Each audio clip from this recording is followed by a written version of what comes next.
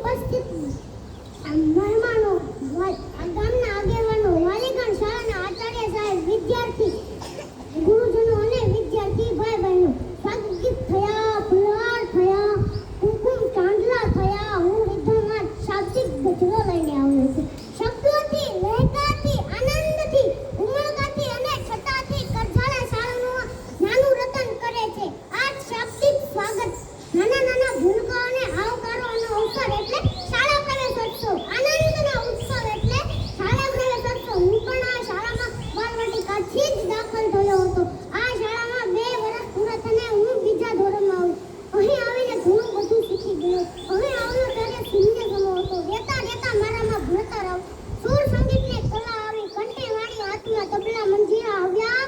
ખાસ કરીને મંચ ઉપર બોલવાનો કોન્ફિડન્સ આવ્યો. આ બધું આ વાલી સોય શાળાને આભારી છે.